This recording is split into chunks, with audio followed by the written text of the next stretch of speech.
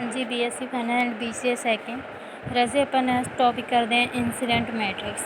Incident matrix की होंगी है let G V a graph है M vertices and N row means की है नंबर ऑफ वर्टिस ते रोज है। ठीक है, वर्टिस एम नाल डोनेट किया है तो जोड़े एज उन्होंने एन दे नाल मीनस रो ते कॉलम अलग अलग होंगे। Then incident matrix of graph is M cross N की मैट्रिक्स होगी, इन्हू इस तरह डोनेट किया जाता है। 1 वैल्यू होगी जो इंसीडेंट होंगे, 0 वैल्यू होगी अदरवाइज। देखो आप सम के थ्रू देखते हैं। राइट इंसीडेंट मैट्रिक्स अपने को गिवन है। सब तो पहला नंबर ऑफ वर्टिस 5 है, नंबर ऑफ एज किन्ने 7 है। इंसीडेंट मैट्रिक्स लिखनी है, एक पासे वर्टिस लिख ली, एक पासे आप लिख ली रजी एज लिख ली। हुण देखो की है AX1 है, AX1 है मेरे विचकार एज तो यदी वैल्यू 1 हैगी। AX2 है कितनी वैल्यू आ गई 1 आ गई। ठीक है, हुण देखो AX3 है नहीं। ठीक है, तो वही वैल्यू क्योंकि B तो E के विचकार है तो वही वैल्यू कितनी 0 0 इस तरह ड्रा कर देंगे। फिर BX1 है वही वैल्यू क्या आ जाऊगी 1 आ जाऊगी, दूसरिया की है 0 0। इस तरह मैट्रिक्स है जी तुम की ड्रा करनी हैगी। फिर देखो रजे find edges and matrix of multigraph की ड्रा करनी है वर्टिस। ठीक है, तो एज लिख लिया आप की फाइंड करनी है एजेसेंट मैट्रिक्स। पहला इंसीडेंट मैट्रिक्स तो एजेसेंट मैट्रिक्स थोड़ा पहला एजेसेंट मैट्रिक्स भी करवाई है।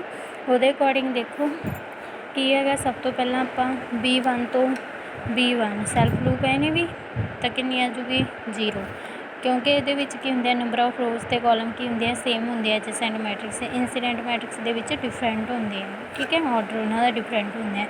फिर देखो B1 तो B1 तो B2 देखो है नहीं भी यदी वैल्यू कितनी है जो 0। इदुआ देखो B1 तो B3 है एक भी एज तो वही वैल्यू कितनी है जो 1 हैगी। ठीक है, इस तरह ही भी मैट्रिक्स ड्रा करनी है। इतों की शो करना है इंसीडेंट मैट्रिक्स जी तुहानूं हुणे करवाई है वर्ड्स ते किहदे विचकार होगी, ये एज दे विचकार होगी। ये किहदे विचकार है जी एजेसेंट मैट्रिक्स वो दोवां किहदे विचकार आ रही है अपने को वर्ड्स दे विचकार। ठीक है रजे, तो मैट्रिक्स ड्रा करनी है। जो कोई प्रॉब्लम आती होई पूछ लो। फिर भी नैक्सट है रजे बाई पार्टेड ग्राफ। बाई तो क्लीयर है मीनस 2।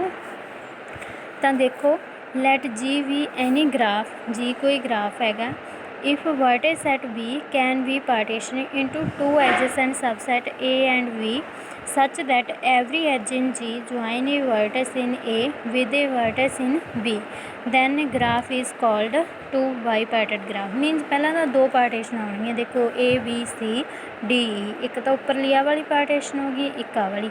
हुण की है जिहड़ा पार्टीशन A दे वर्टिस है उन्हां दा एज हर B दे एलीमेंट नाल होना चाहिए। देखो D है ना, ये B दे विच की आ रहा D ते E है तो A दा एज है D नाल, B दा एज है E नाल। ठीक है, मीनस की है जोड़े B ए सैट के एलीमेंट दिते इन्होंने क्या है आ देखो तो statement subset A and V such that every edge in G join a vertex in B, vertex A with a vertex in B उहदे नाल ज्वाइन होने चाहिए। ज्वाइन करता तो ये आ जाओ बाई पार्ट कंप्लीट। रसे कंप्लीट तो मीनस हर वर्टिस होगा join. Every vertex in A is join to every vertex in B। ये जोड़े आप के रैगूलर वाले किए जिमें पार्टीशन हो गई ये एक आ पार्टीशन होगी, एक नीचे वाले हैगी, बस उन्होंने तो एज ड्रा कर दो। ये विचकार हर वे दे नाल मीनस की है जिमें आ वर्टिस तो ये भी एज ड्रा हो, ये भी हो गया, ये कंप्लीट की गल आती है। फिर इनू लैके चलो ये भी हो, ये भी हो, ये भी हो जाओ। फिर इनू लैके चलो ये भी हो, ये भी हो जाए। ये की होंगे कंप्लीट भी हर एज ड्रा किया हो तो हर एज नहीं ना ड्रा किया होया सी वो बाई पार्टेड है, ये कंप्लीट बाई पार्टेड ग्राफ है। ठीक है रजे, इतों तक कर लो। जे फिर भी प्रॉब्लम आती हुई पूछ लो। इंपॉर्टेंट है रजे ये सारा पार्ट जोड़ा ग्राफ वाला है। सैक्शन B कर रहे हैं आप। ओके रजे।